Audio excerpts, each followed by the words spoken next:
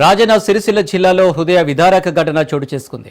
ఉన్న ఊరిలో ఉపాధి కరువై విదేశాలకు వెళ్తే ఎక్కువ డబ్బులు సంపాదించి గౌరవంగా ప్రశాంతంగా బతుకోవచ్చనే ఆశతో వెళ్లిన ఓ యువకుడి జీవితం అడియాసలై అర్ధాంతరంగా ముగిసింది.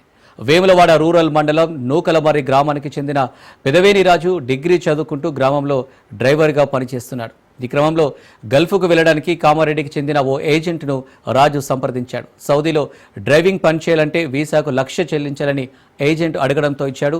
ముంబైకి చెందిన మరో ఏజెంట్ ద్వారా సౌదీకి వెళ్లడానికి వీసా వచ్చింది.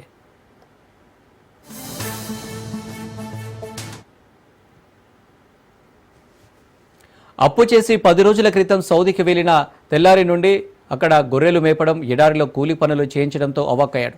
తాను డ్రైవింగ్ పని కోసం వచ్చానని అక్కడ యజమానిని రాజు ప్రశ్నించడంతో దాడి చేసి కొట్టారు. ఈ విషయం తల్లిదండ్రులకు తెలపడంతో ఏజెంట్ వద్దకు వెళ్లి ప్రశ్నించారు. తమ కుమారుడిని ఇంటికి రప్పించారని కోరడంతో అతడు తిరిగి ఇండియాకు రావాలంటే మరో 1,20,000 ఇవ్వాలని ఏజెంట్ అడిగాడు. దీంతో మళ్లీ అప్పు చేసి అడిగిన డబ్బులు చెల్లించడంతో రాజు హైదరాబాద్ వచ్చాడు.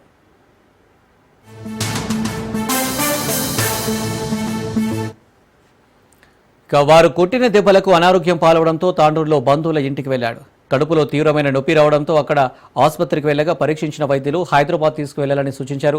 హైదరాబాద్లోని ఓ ఆసుపత్రికి తీసుకువెళ్లగా ఆరోగ్య పరిస్థితి విషమించడంతో రాజు చికిత్స పొందుతూ మృతి చెందాడు.